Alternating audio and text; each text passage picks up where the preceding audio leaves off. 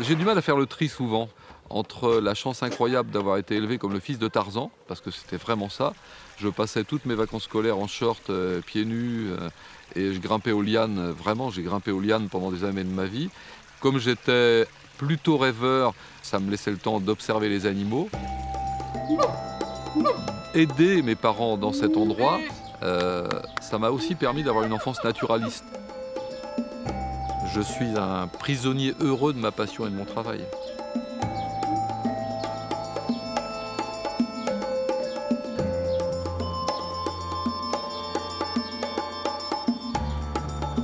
Le personnage que nous vous proposons de découvrir est originaire des Pays de la Loire. On ne peut pas faire plus français. Et pourtant, il a passé toute sa vie entouré d'animaux venus du monde entier. Cette situation particulière lui a forgé une sensibilité un peu à part. Un jour, un drame effroyable surgit. Il est ravagé. Mais il va peu à peu remonter la pente et surtout, il va donner un sens nouveau à son existence. Commence alors une aventure extraordinaire, celle de la préservation des espèces animales en voie de disparition, mais aussi celle de la sauvegarde des populations qui vivent autour. Les deux, selon lui, sont indissociables. Voici le portrait de Pierre Gay, un héros imaginaire.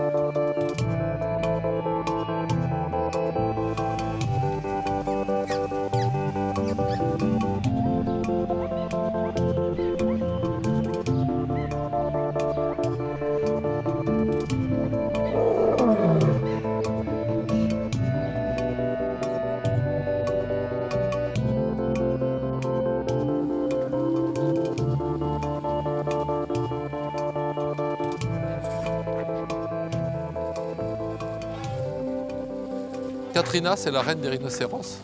Elle leur donne des branches parce que le rhinocéros noir, il a une petite lèvre pointue parce que c'est un mangeur de feuilles. Donc tous les jours, elle va cueillir des petites branches avec des petites feuilles pour donner au rhinocéros noir. Saute là. Kata! Kata!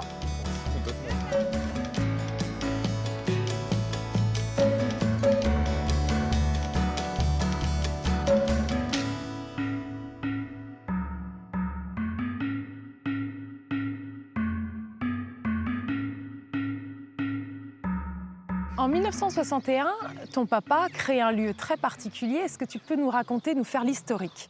Papa donc gérait un bar, hôtel, restaurant de tradition avéronaise. Et il avait dans ses racines profondes un grand-père, angevin, qui l'a bercé de nature. Et donc un jour, il a décidé de franchir le pas et de trouver un terrain pour garder quelques animaux. C'était peut-être pas l'histoire d'un parc zoologique au départ, mais il avait cette idée d'avoir des animaux autour de lui.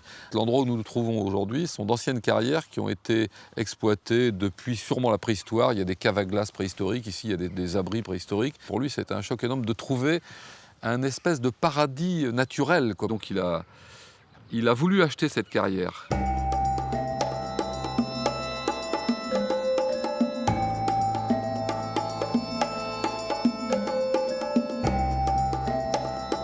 Mon père a passé son enfance ici, à élever des animaux. Alors c'est vrai qu'à l'époque, on élevait beaucoup d'animaux au biberon lorsque les parents ne pouvaient pas s'en occuper.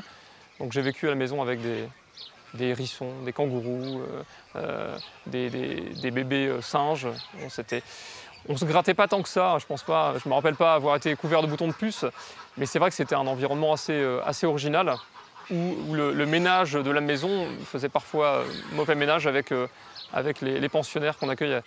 Alors ce qui est étonnant dans cette aventure, c'est que l'achat de cet endroit, de cette carrière, Et l'idée du parc zoologique coïncide avec la décolonisation. Et donc nos concitoyens rentrent d'Afrique, d'Amérique du Sud, d'Asie, avec des tas d'animaux qu'ils cherchent à placer. Dès cette époque, les gens arrivaient, alors, je ne vais pas dire tous les jours, mais toutes les semaines sûrement, avec qui un lémur, qui un singe, qui une tortue, un lézard, vous voyez, et des fauves. Hein, les gens rentraient avec des gazelles, on nous a offert à l'époque des antilopes et des gazelles. Et mon père s'est retrouvé d'un seul coup à la tête d'un cheptel relativement important.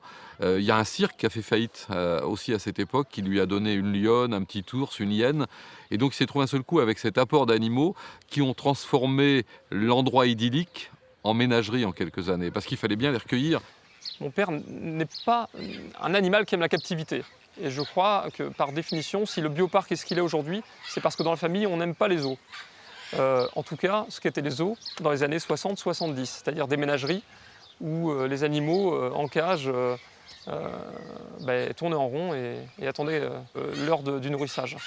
Donc il a tout fait pour que ça ne ressemble pas à ça. Je pense que le choc, je l'ai vraiment eu quand je suis revenu de quelques années d'études en ville et d'une année de service militaire. Et je me suis vu du jour au lendemain, mais vraiment du jour au lendemain, gardien de zoo pour ma vie. Et c'était particulièrement pas envisageable. Donc très vite, je me suis débrouillé pour mettre les animaux qui étaient dans des petites cages dans des enclos un peu plus grands. Et puis mon père a eu une idée farfelue de mettre des serpents en liberté dans une carrière. Et ces visites estivales, ça m'a beaucoup appris parce que j'ai rencontré des gens qui se passionnaient aussi pour ces animaux, qui venaient pour voir ces animaux en liberté. Et ces serpents, ils m'ont amené à rencontrer des gens donc particulièrement intéressant pour le développement futur des parcs zoologiques. Et je pense notamment à un monsieur qui a créé le zoo de Jersey, qui s'appelait Gérald Durel, qui est un naturaliste. La rencontre avec ce monsieur m'a fait changer mon idée. À cette époque-là, je pensais qu'il fallait que les animaux sauvages soient sortis des parcs zoologiques. J'étais vraiment là-dedans complètement. Et puis je vais voir cette personne qui me dit là, t'as rien compris, les zoos peuvent sauver des espèces menacées. Il y a des tas d'endroits dans le monde où les écosystèmes sont au bord du gouffre et où il reste une poignée de certaines espèces, mais que seuls les zoos peuvent sauver. Seuls les zoos peuvent les élever. Et je suis rentré de Jersey, c'était en avril 78, je me rappelle bien. J'ai dit à papa, il faut que tu ailles là-bas, que tu essayes de comprendre ce que veut faire ce monsieur. Ça a vraiment complètement modifié notre perception du futur de ce parc zoologique. À ce moment-là, tu décides donc de faire passer d'un parc zoologique tout bête à quelque chose de bien plus ambitieux. Raconte-nous.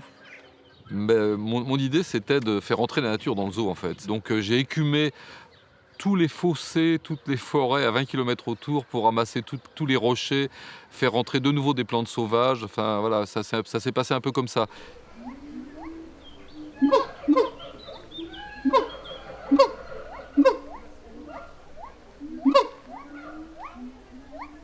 On laisse libre cours à la nature, il y a des mauvaises herbes, il y a du feuillage. C'est vrai que si vous allez dans les parcs, vous n'allez pas toujours voir les animaux, il faut les chercher.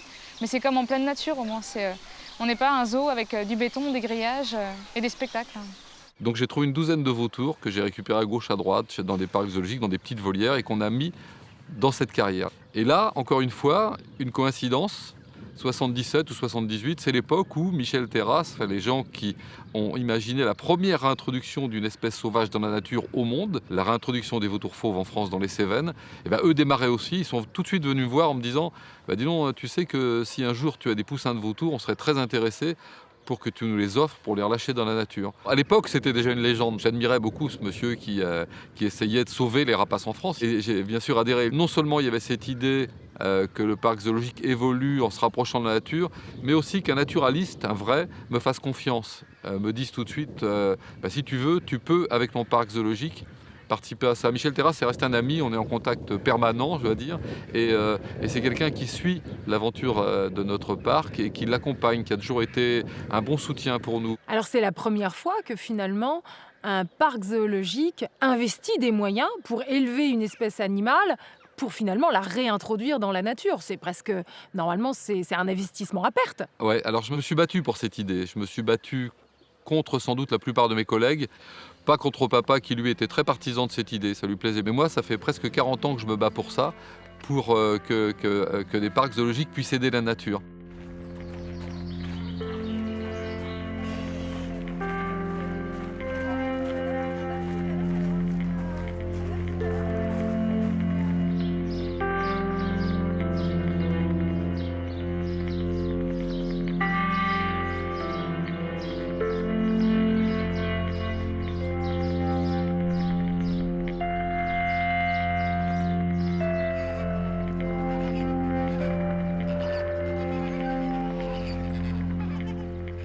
Alors là, on est dans la plus grande volière d'Europe. C'est une carrière qui fait 1 hectare et qui est recouverte par un filet acier inoxydable. Parce qu'on y présente plus de 30 espèces d'oiseaux sud-américains et majoritairement des perroquets.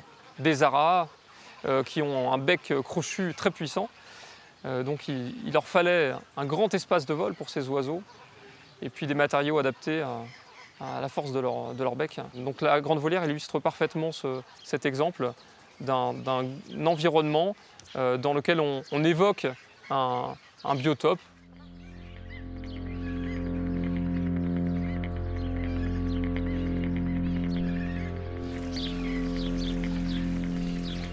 Même Pierre et François me disent souvent « mais nous aussi on est contre les oiseaux enfermés, on est contre les animaux enfermés ». Et pourtant, moi je me travaille dans le bioparc avec des jumelles. C'est Pierre ça. Si j'étais dans un autre parc zoologique, mes jumelles elles seraient dans la voiture. Et d'ailleurs je dirais peut-être pas d'ailleurs dans ce parc zoologique. Je pense que là les gens qui viennent là, ils repartent pas indemnes par rapport à la nature. Ils n'ont pas l'impression d'avoir visité un zoo, mais d'avoir fait un voyage avec Pierre. Je ne connais pas du tout le monde des zoos au départ. C'est pas quelque chose qui m'attire comme ça. Et donc quand Pierre la première fois m'a demandé de venir parler de faune sauvage dans un zoo, c'était pas quelque chose d'évident pour moi. C'est devenu évident en rencontrant Pierre. J'ai compris que cet homme-là s'intéressait non pas à montrer des animaux dans des cages, mais à faire plonger les gens dans tout cet univers qu'est la nature. Le fait que je vienne du milieu naturaliste, plutôt milieu associatif, militant, l'intéressait beaucoup pour l'intégrer dans l'entreprise. Très vite, ça va dépasser les vautours. Tu vas faire en sorte donc que ton parc zoologique puisse se lier avec tout un réseau de scientifiques. On a été parmi les tout premiers zoos français, le premier parc zoologique français à présenter des pandas roux, des panthères des neiges, des grues du Japon, enfin voilà. Ces animaux ont transformé déjà le parc zoologique à l'époque en un conservatoire d'espèces menacées. On a été les premiers en France et sans doute en Europe à présenter nos singes sur des îles, des vraies îles avec des arbres, de la végétation. On a été sûrement les tout premiers à naturaliser nos enclos, naturaliser les enclos des carnivores. À la même époque, se sont mis en place des associations de zoos en Amérique du Nord, en Europe, et nous avons été le premier zoo français à rentrer dans cette association de zoos européens. Cette association européenne, elle regroupe aujourd'hui 300 établissements. Ces 300 établissements mettent en commun leur savoir, leur connaissance pour l'élevage des animaux, mais aussi leurs enclos. On imagine que si on veut conserver l'espèce tigre de Sumatra en captivité, il faut avoir par exemple 50 enclos, 50 parcs zoologiques qui participent de façon à avoir au moins 100 tigres de cette sous-espèce, 100 tigres de Sumatra.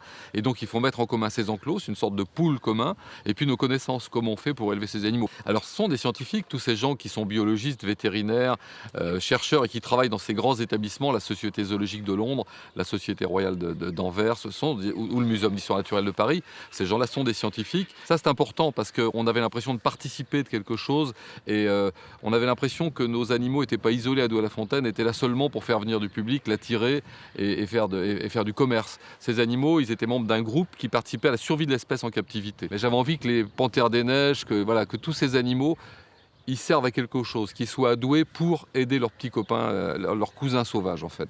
L'endroit prend forme, ça évolue sous tes intuitions, tes impulsions, et finalement tu rencontres que le succès. Oui, l'établissement marche bien, effectivement. On a toujours accueilli ici beaucoup de stagiaires, beaucoup d'étudiants. Et parmi ces étudiants, l'un d'entre eux, j'ai pu l'envoyer à Madagascar, avec Jersey, justement, avec Durel. Et au retour de Madagascar, Miguel, ce garçon, me propose de rencontrer un jeune malgache. Donc Augustin vient en France. Et c'était vraiment une rencontre extraordinaire. C'est un garçon qui a une passion pour la nature absolument folle et qui est extrêmement intelligent. Et ce garçon m'explique qu'avec un peu d'argent, on peut aider les villageois d'Ambodivuang, ça s'appelle Ambodivuang, son village, à construire un petit barrage. Et avec ce petit barrage, on devrait pouvoir irriguer 1000 hectares de rizières, qui étaient abandonnées en quelque sorte depuis des années. Et en cultivant, en réhabilitant ces rizières, on évite aux villageois de couper la forêt qui abrite les dernières populations de lémuriens de cette région. J'ai trouvé que c'était une idée, j'étais complètement séduit par le bonhomme et évidemment j'ai décidé de lui confier un peu d'argent pour créer cette association et pour financer en particulier la construction de ce petit barrage à Ambodivuang. Les toutes premières actions qui ont été faites et qui étaient minimes en termes de moyens, elles ont été faites par un jeune malgache qui, lui, depuis qu'il était tout petit, voyait la forêt se faire détruire par ses parents, ses grands-parents, sa famille. et surtout voir, imaginer ses futurs enfants sans ces richesses-là. Sa première action, ça n'a pas été de se dire je vais aller créer un espace fermé, je vais aller protéger un arbre, une population de lémuriens. Ça a vraiment été de se dire je vais aller au contact des gens qui sont les coupeurs de bois, qui sont les chasseurs, qui ont besoin de ça évidemment pour vivre. Je vais aller à leur contact et je vais essayer de discuter avec eux, de comprendre quelles sont les réelles problématiques. Et à partir du moment où on commence par ce bout-là de la chaîne de la conservation, pour moi, on réussit parce qu'on implique tout de suite les gens. On comprend tout de suite quels sont les contextes, quels sont les problèmes.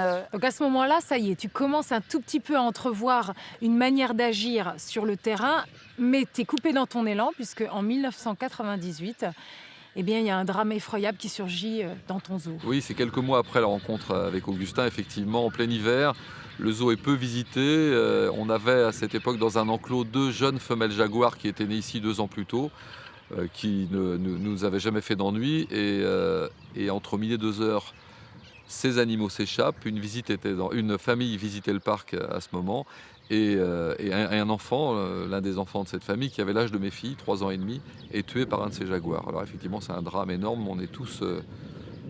On est plus que dévastés, on s'imagine bien ce qui peut arriver, surtout qu'on l'a vécu en direct, on était là quand ça s'est passé. On a abattu l'animal qui avait tué l'enfant et ça a été évidemment une remise en question totale, non seulement de ma vie, mais de la passion pour ce métier, parce que d'un seul coup, ça n'avait plus aucun sens. J'avais l'impression d'avoir œuvré à quelque chose de positif et je me retrouvais avec un drame énorme. À ce moment-là, tu as envie de baisser les bras, de fermer le zoo, de tout abandonner ? Ah bah oui, forcément, parce que je ne sais plus du tout ce que je faisais là. On peut dire que la situation au zoo, puisque ça s'appelait le zoo à l'époque, a changé après le drame qui a eu lieu dans le zoo. Et je pense qu'après la douleur de ce drame, le père et le fils ont surmonté ça de la plus belle façon qui soit, en disant pour vivre, il faut continuer. Le lendemain de l'accident, les parents nous téléphonaient en nous demandant d'être présents aux obsèques de leur fils. L'appui de la famille, évidemment, ça a été vraiment quelque chose de très fort. Comment on gère la remontée ? Le préfet de Maine-et-Loire, le directeur du service vétérinaire ont vraiment été tout près de nous en nous disant « Écoutez, non, voilà, ce sont des choses qui arrivent. Vous avez un établissement, et vous avez des animaux à votre charge, vous avez des employés avec leur famille à votre charge, et vous devez reconstruire, et on va vous aider, on va vous soutenir à faire survivre votre entreprise et à reconstruire quelque chose après ça. » Le bioparc a existé un peu à cause de ça, les projets nature aussi, et l'expansion et la façon différente de voir comment un parc devait être construit ou rebâti pour un meilleur contact entre les hommes et les animaux. J'ai embauché 2 personnes, un vétérinaire et une jeune femme, docteur en biologie, qui m'ont aidé à remettre les choses. Il fallait des gens capables de restructurer les choses. Et ces 2 personnes qui ont longtemps, l'une d'entre elles travaille toujours avec moi, m'ont vraiment aidé à me reconstruire, je ne sais pas, mais à reconstruire l'entreprise, c'est certain. Donc le fait d'avoir restructuré l'entreprise, ça m'a permis d'avoir des adjoints, en quelque sorte, qui m'ont permis de m'échapper, ce que je faisais rarement avant.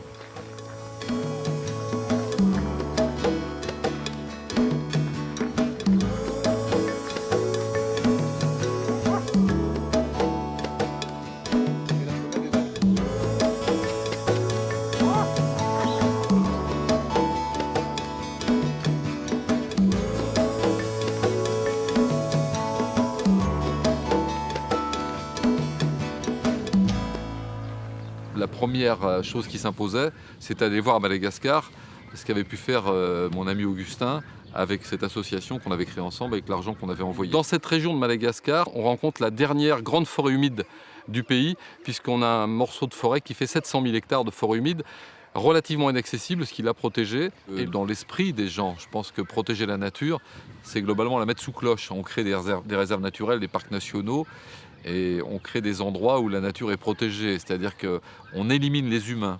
Mais l'humain fait partie de la nature, ça c'est une autre conception philosophique. Et je crois que c'était un bon apport de la part d'Augustin. Lui, son idée, c'était d'aider ces villageois à protéger leur nature. On a construit une douzaine de petits barrages, on a multiplié la production de riz jusqu'à 300 fois.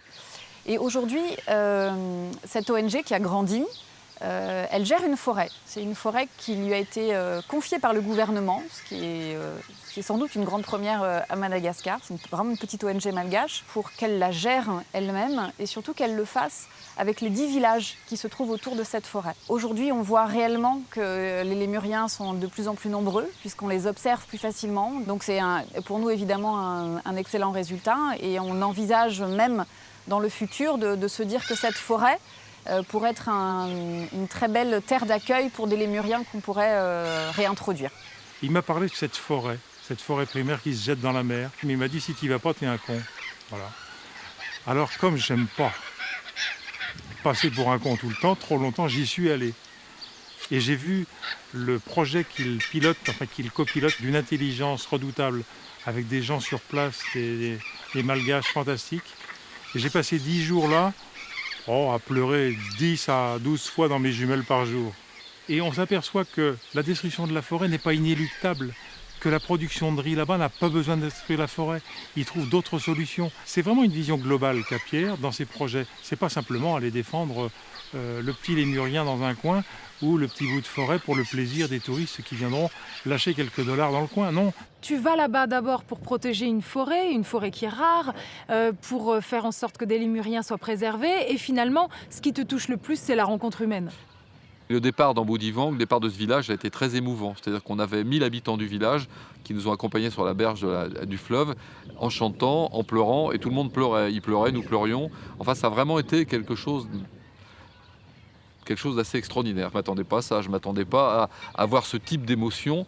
Et je me suis dit que finalement, c'était là qu'était le lien qui me manquait. Et c'était là que le parc zoologique pouvait rejoindre la nature. C'était en trouvant d'autres petits Augustins. En 2001, nous devions fêter les 40 ans de notre établissement.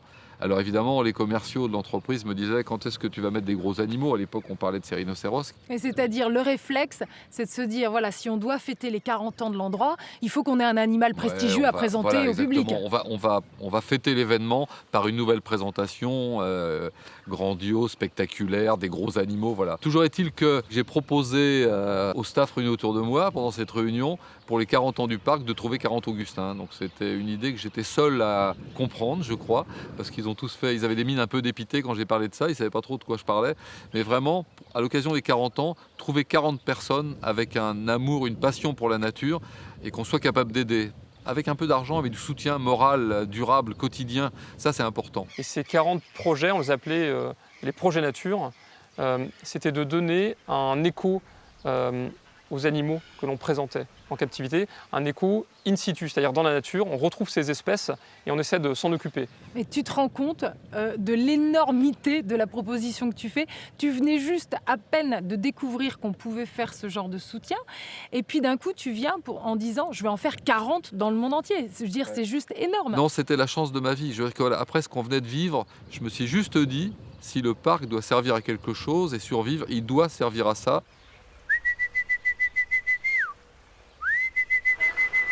Là, c'est des singes qu'on a depuis 40 ans. Les plus vieux, ils sont là depuis 40 ans. Pierrot! Oh les pépères! Venez, venez, venez, venez! Ils sont en train de bouffer les arbres, ils sont en train de tout détruire, c'est des affreux. Petites toutres. Ah, ils ont reconnu ma voix, ils ont reconnu ma voix. Trop tard. Un cri d'alarme qu'on a entendu. Ouais. Ils sont ici. Non, non, c'est un cri d'alarme. Pépère.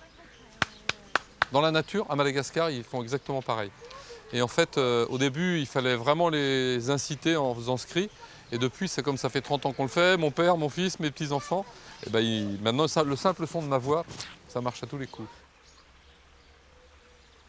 Donc tu fais des rencontres, un homme, une femme qui essaye de développer un projet et tu lui dis « Ok, je vais t'aider ». Quel est le critère de sélection, entre guillemets, et qu'est-ce qui fait que tu sais que là ça va le faire? Alors il y a deux critères de sélection, enfin il y en a plusieurs. Il y en a un qui est important, qui est très terre-à-terre. Il me semblait que soutenir ces projets, ça pouvait augmenter la notoriété de mon parc. Donc le critère, c'était de soutenir des projets qui concernent des animaux présents ici.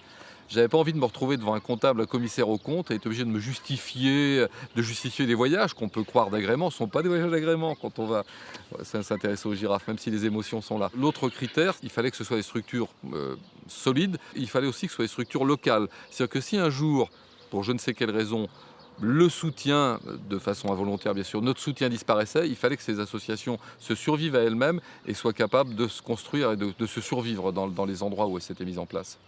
Tu marches par coup de cœur aussi? Ah bah énormément, ça complètement. Oui. Oui, je marche complètement par coup de cœur parce que c'est comme ça. Donc Pierre s'appuie sur des rencontres avec des gens du cru, motivés par le sujet. L'argent que les visiteurs amènent ici, j'ai vu très concrètement à quoi ça sert à l'autre bout du monde en fait. Ça, j'ai trouvé ça très puissant et pour moi, c'est toute l'idée fondamentale du bioparc avec Pierre. Tu as vraiment mis en place un système, une synergie. Ton bioparc, c'est un peu ton QG. Et de là, tu rayonnes vers tous ces projets du monde entier. Est-ce que c'est ça? Oui, j'adore mettre les gens en réseau. J'ai vraiment passé ma vie à ça. Je suis assez fier aussi d'avoir été suivi par mes collègues. Ce sont d'ailleurs majoritairement des zoos français qui ont suivi cette espèce d'élan que nous avons donné. Et aujourd'hui, il y a une petite dizaine de zoos français qui, comme nous, soutiennent des projets, certains de façon extrêmement significative. Il y a aussi tes équipes ici. Beaucoup d'entre eux, finalement, beaucoup des personnes que tu as recrutées sont des militants. Oui, bien entendu. C'est des gens qui sont passionnés par la nature, par l'éthologie, le comportement animal, qui ont fait des études vétérinaires. Il y en a qui ont des doctorats ou des maîtrises de biologie et qui rejoignent notre équipe parce qu'ils trouvent que c'est un bel endroit pour parfaire leurs connaissances. C'est un beau tremplin aussi pour aller à la rencontre des animaux dans la nature et des communautés qui veulent les sauver. Il mène ses combats à travers le monde, à travers des projets qui tiennent la route, qui sont vraiment exemplaires.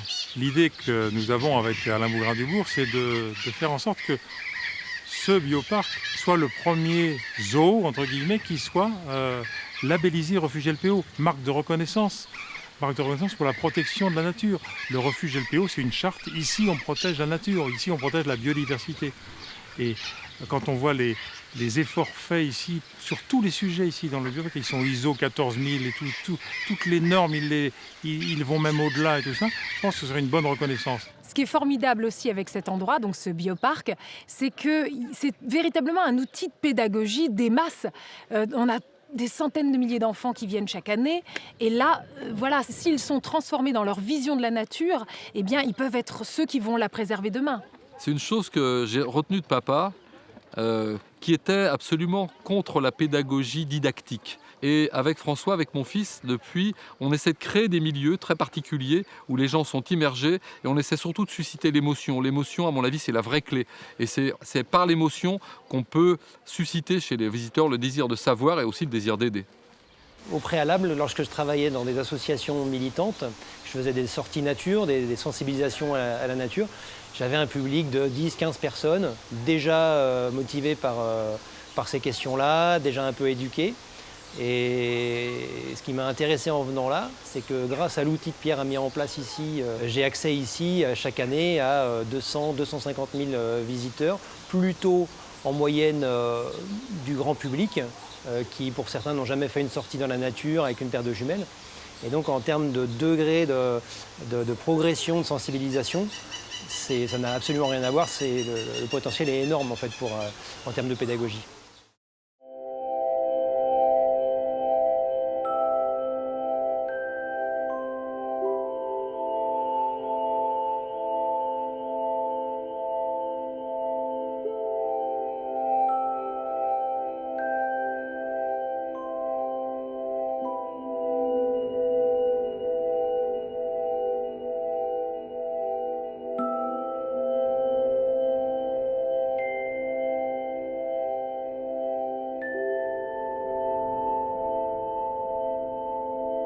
Maintenant, j'aimerais bien qu'on s'attarde un petit peu plus sur ce que tu fais au Pérou, parce que les équipes du projet Imagine eh bien, t'ont suivi là-bas. Et là-bas, justement, eh bien, tu travailles main dans la main avec un personnage assez emblématique, Heinz Plenge.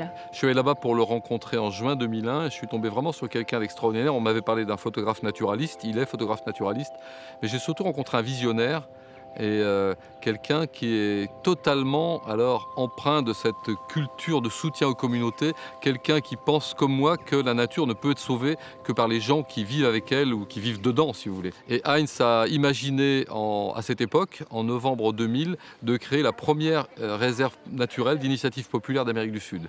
Il a réalisé son rêve et depuis cette époque, 80 communautés ont créé en Amérique du Sud, pas seulement au Pérou, des réserves d'initiative privée.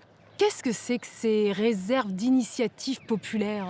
Eh ben, l'idée, c'est de ne pas attendre une décision nationale, une décision administrative pour protéger un territoire. L'enjeu, en l'occurrence, dans cette région, c'était avant tout de protéger une petite population d'ours à lunettes, mais surtout de protéger un écosystème. Et en fait, l'écosystème de la forêt sèche du Nord Pérou, c'est un écosystème qui est détruit à 98, et quelques %. Et c'est un écosystème riche avec une faune très particulière, dont les ours à lunettes font partie intégrante, bien sûr.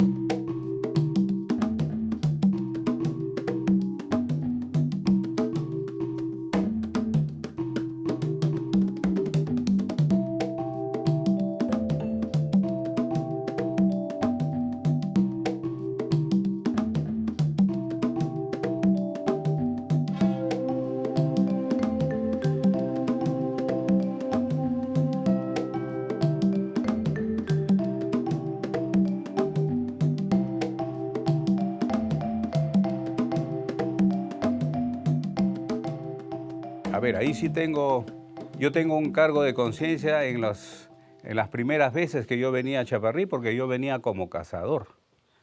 Pero justamente a raíz de que yo conocí este lugar como cazador, después es que toda la actitud nuestra cambió para la conservación. Y todo lo que yo sabía como cazador lo apliqué después a la fotografía y lo aplico ahora a la conservación. Porque hay que conocer a los animales para poder respetarlos, admirarlos y conservarlos. Los osos andinos, sin ninguna duda que la población más densa de toda Sudamérica está ahora en esta región. ¿Por qué? Básicamente por la decisión de una comunidad campesina, que antes ellos eran los que mataban estos animales, pero ahora ellos son los principales protectores. Estamos trabajando con la reintroducción de camélidos, con la protección del cóndor andino, los peces, los reptiles, las aves. En Chaparrí hasta las serpientes son ahora respetadas, porque antes todo era matado, todo era sacrificado. Alors, la réserve de Chaparrí, c'est véritablement un concept totalement novateur. Est-ce que tu peux nous expliquer? Oui, c'est un concept novateur parce que c'est les membres de la communauté qui ne connaissaient rien à tout ça, qui étaient des paysans très souvent peu cultivés, qui ont pris vraiment leur destin en charge. C'est-à-dire que Heinz leur a fourni un soutien, il y a des réunions organisées en permanence, des formations. C'est eux qui gèrent la réserve, c'est eux qui gèrent l'écologe, qui font la cuisine, qui guident les touristes, qui conseillent à leur communauté voisine, qui donnent les conseils pour protéger aussi leurs terres. Heinz, comme moi, nous considérons que l'écotourisme, c'est une solution à la préservation de la nature, puis c'est une communauté qui a pris totalement son destin en main.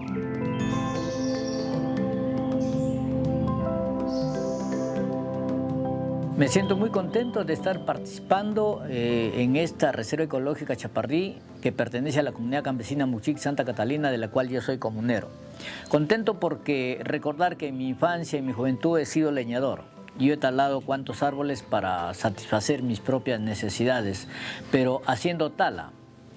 Con el tiempo tuvimos la suerte de que el señor Heinz Plenge llegó aquí después de un tiempo de haber sido prácticamente un promotor de cacería para hacer fotografía, viene a proponernos que no debemos cazar los animales, tampoco debemos talar los árboles, y que haciendo conservación de los recursos naturales podríamos en el tiempo tener una oportunidad de trabajo. Bueno, en el tiempo cuando nosotros éramos comuneros, en el año 1975, cuando recién nos organizamos la comunidad, eran unos campos así desiertos que no se daban importancia. Venían muchos depredadores de las leñas, cazadores de los venados, bueno, depredaban todo lo que encontraban. Y eso, al final, en los años 1999, tomamos conciencia, la mayoría de comuneros, y bueno, nos declaramos como área de conservación de nuestra comunidad. Al señor Kai, al señor Pierre, que eso lamentablemente sí decimos que nos hace falta bastante como campesinos, que nos sigan apoyando. Nosotros nacemos así, la verdad que somos unos campesinos y nos falta preparación sobre todo, pero hay que hacer lo que podemos. Y ahora con esta reserva, el cambio, ahora los que han sido antes cazadores, ahora son guías.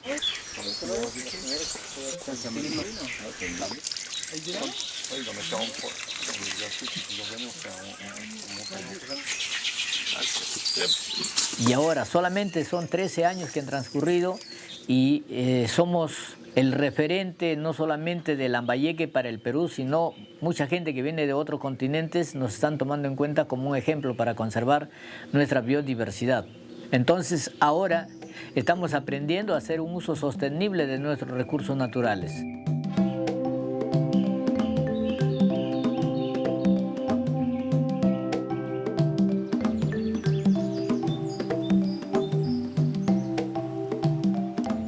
Alors tu nous fais un petit point sur la communauté des ours à lunettes Oui, depuis... il y avait 7 ours à lunettes en 2000 quand le projet a démarré. Ces ours, ils ont la particularité d'avoir des sortes de lunettes en poils blancs autour des yeux qui sont plus ou moins formées, mais qui permettent surtout de les identifier. On peut avoir une carte d'identité de chaque animal grâce à ce dessin sur la face.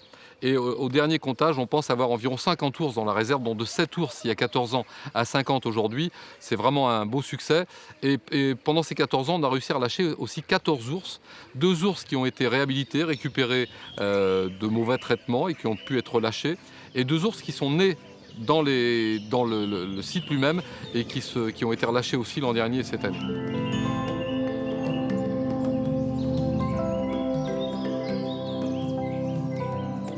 Y gracias por eso, porque aprendimos mucho y hoy con la protección de los osos que tenemos en Chaparrí, estamos también contribuyendo al estudio de la investigación científica acerca de los osos.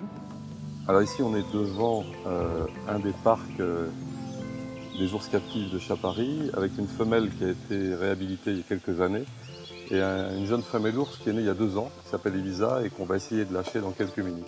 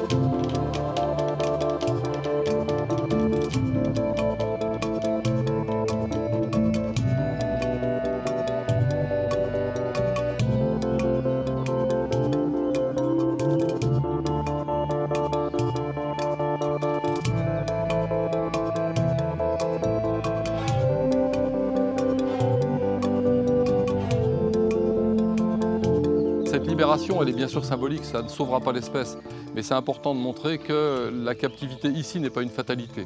Tous ceux qui peuvent être relâchés ou qui naissent ici sont destinés bien sûr à être relâchés, et j'ai le secret espoir que 1 ou 2 ours nés à Douai-la-Fontaine en 2014 ou 2015 seront eux aussi relâchés ici après une période d'accoutumance. La réserve aujourd'hui fait 35 000 hectares, mais l'espoir que nous avons et que nous essayons de mettre en place, c'est de l'étendre à 220 000 hectares, c'est-à-dire de constituer un corridor biologique qui permettra aux ours qui vivent ici autour de cette montagne, Chaparrí, de rejoindre leurs congénères qui vivent plus haut dans la Sierra, à des altitudes beaucoup plus importantes, avec un climat beaucoup plus humide. Para el futuro, estamos siempre conversando con Pierre y por eso él nos visita también, porque lo que estamos pensando ahora en desarrollar corredores de conservación.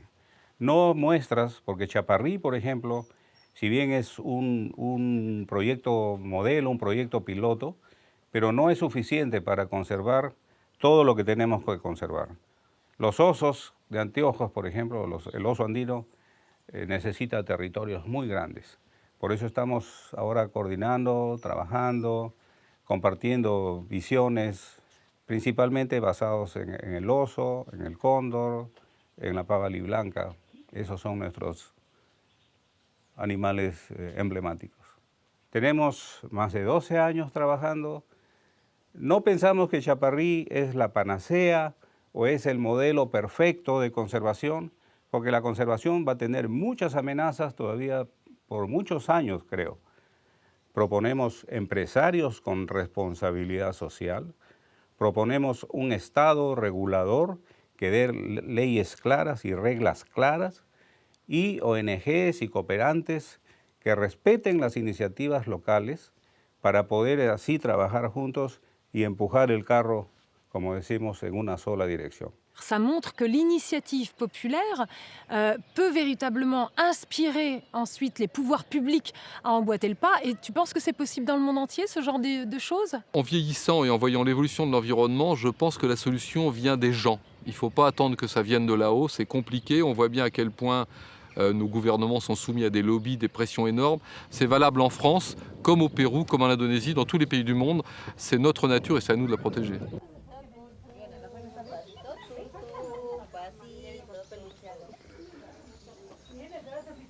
Para nosotros acá en Chaparrí, en la comunidad y en toda la reserva, el oro que tenemos es verde, no es amarillo, no es metálico, sino plantas verdes. Alors, il n'y a pas que les ours à lunettes dont tu t'occupes au Pérou. Non, parce que Heinz, c'est vraiment quelqu'un qui voit loin. C'est vraiment un visionnaire. Il m'a emmené dans plusieurs endroits, et notamment une sorte de désert incroyable au bord du Pacifique. Ça s'appelle Illescas. Et à cet endroit, il y a une trentaine de condors des Andes qui avaient disparu pratiquement ces dernières années. Et avec la protection qu'on a pu mettre en place, cette colonie de condors est revenue au niveau où elle était il y a 50 ans, puisqu'on a compté jusqu'à 30 condors présents dans le désert côtier des derniers voyages que nous avons pu faire. On est sur la commune de Puerto Eten, dans le nord Pérou, sur un site très important et pour la nature et pour la culture, puisque là c'est une des dernières pointes rocheuses du nord Pérou. Et il y a quelques années, Heinz, mon ami péruvien, m'a parlé de protéger cet endroit parce que quand il était jeune, il y avait ici des milliers d'oiseaux qui venaient se reposer et produire du guano.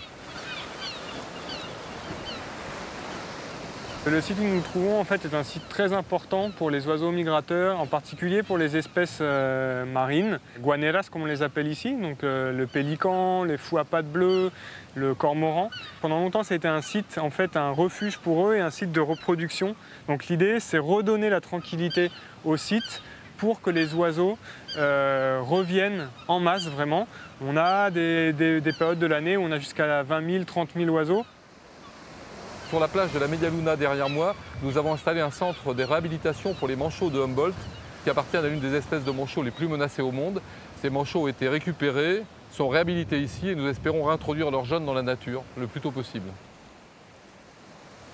Trabajamos en este centro, el único en el Perú, y estamos reproduciendo pingüinos ya con la intención de liberarlos en la península de Illescas. La reproducción es solo 1 o 2 veces al año, tanto en vida silvestre como en vida natural. No utilizamos incubación artificial. Hubieron problemas muy serios con el niño. En el 83 desapareció casi toda la población de pingüinos, se está recuperando y a la vez el pingüino es utilizado como alimento dentro de algunos pescadores. La pesca industrial también coge algunos pingüinos en sus mallas y bueno, lamentablemente mueren, ¿no? Es por eso que estamos tratando de que esta especie se propague en el norte del Perú.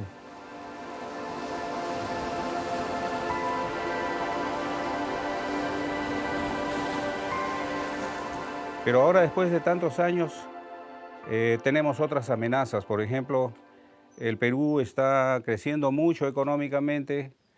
Hay una demanda de tierras para sembrar productos de agroexportación.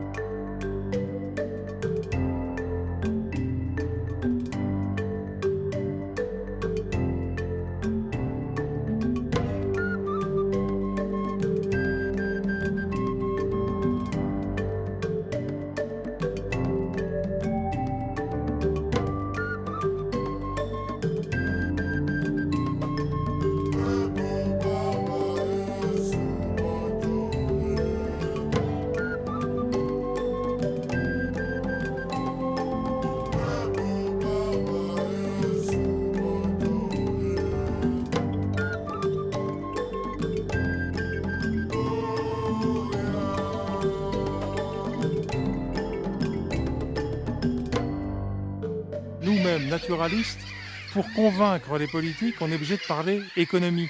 On leur dit, vous savez, 30% de l'agriculture, c'est grâce aux abeilles qui pollinisent les cultures. 40% de l'économie mondiale, c'est les services rendus par la biodiversité. Et on ne parle plus de la beauté des choses. Et je crois que c'est le message qu'on reçoit ici.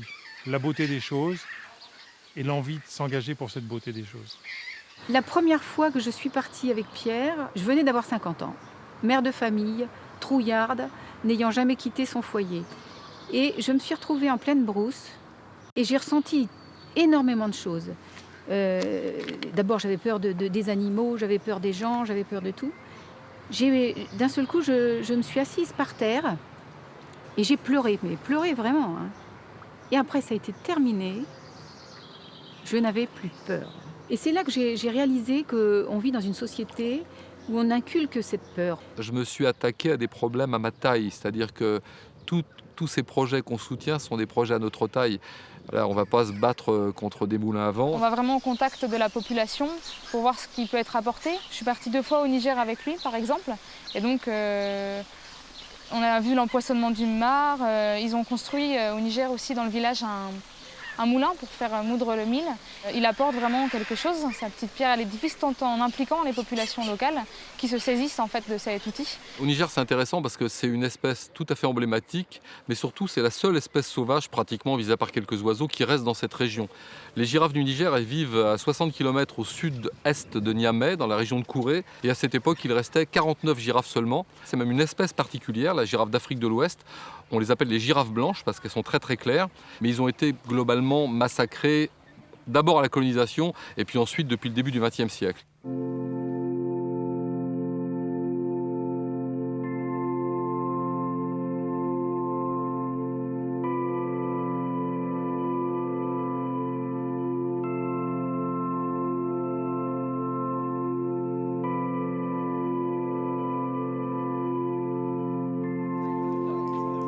En 1996, 49 animaux. L'association de sauvegarde des girafes du Niger est créée. On a créé tout de suite des microcrédits. Aujourd'hui, l'association a 100 000 € qui tournent dans la région. Ces microcrédits ne sont attribués qu'après une forte campagne d'éducation. Nous avons 5 animateurs qui tournent dans la zone. C'est une région où les gens souffrent beaucoup de la sécheresse. On finance la construction de puits et en même temps on donne des microcrédits pour acheter des graines et faire pousser des courges, des oignons, des choux, les cultures traditionnelles de la région. C'est vrai qu'au Niger, les populations, en particulier les Touaregs, auraient pu s'opposer au fait de dire attendez, sauvez les girafes, mais nous on s'en fiche, on veut planter du manioc, on veut planter du mil, on veut planter, on veut manger quoi. Donc les girafes, c'est bien joli. Et Pierre a su, je ne sais pas comment, mais a su expliquer aux gens que les girafes c'était à long terme un élément important pour leur culture, leur vie et même leur avenir. Le résultat, c'est qu'aujourd'hui, on va compter nos girafes fin août et qu'on pense en avoir 450. Je me suis rendu compte à quel point la question de la cohabitation homme et nature est primordiale dans la conservation, et d'autant plus dans un pays du tiers-monde. Nous, en France, lorsqu'on a un sanglier qui abîme 5% d'un champ de maïs, on n'accepte pas sa présence. Et Pierre, à travers le monde, rencontre des situations où les gens doivent trouver à manger au quotidien et acceptent malgré tout la présence de girafes au Niger ou d'autres espèces sur d'autres continents. C'est-à-dire que les mêmes causes qui détruisent le monde, on les connaît. Ces causes qui détruisent, qui détricotent la nature, qui détruisent les liens sociaux entre le monde, qui font naître la pauvreté et les inégalités sociales, ce sont les mêmes causes qui détruisent la nature. Donc on ne peut pas combattre l'un sans combattre l'autre. Dans les projets de Pierre, on a l'humain, on a la biodiversité, on a le vivant. Mais c'est ça, c'est changer le monde, c'est changer le regard des gens sur le monde, mais changer le monde. Je pense que c'est à nous, aux citoyens, de prendre conscience des richesses que nous avons à portée de main et qui doivent être protégées et qui peuvent nous amener du bonheur, de la culture. La nature, ça mène des tas de choses. Je pense que le colibri et sa goutte d'eau qui lutte contre l'incendie, il n'a pas tort. Sans colibri, il n'y a pas d'espoir de toute façon. Pierre, tu es un héros Imagine et c'est un honneur de te connaître. Merci beaucoup, ça me fait très plaisir. Eh bien c'est génial, nous aussi.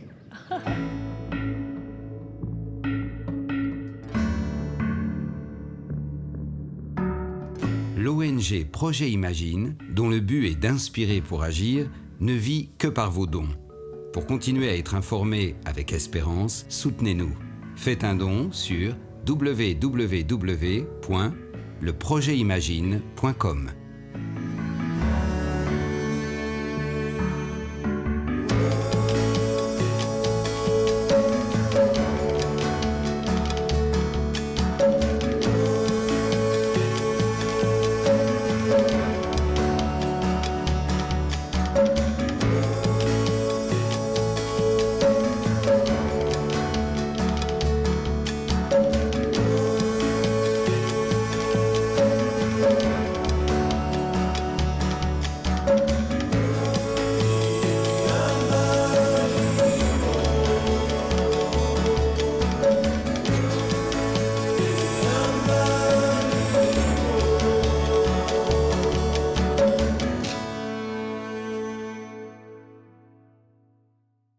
Je ne savais pas si vous alliez pas me jeter un seau d'eau sur la tête. Moi, j'ai trouvé qu'il était pas mal. Non, mais je ne sais pas ce qui allait me tomber sur la gueule. Mais je trouvais qu'il était pas mal. On va en faire une. Tu t'y attendais pas, en Mais non, plus. j'ai cru que tu allais me Tu foutre un savais seau d'eau pas. sur la tête. Oh, Je te non. promets, j'ai dit, attends, ils vont me trouver une seau. connerie. Donc je m'attendais à tout, là. Je dis, attends, qu'est-ce qui va me tomber dessus?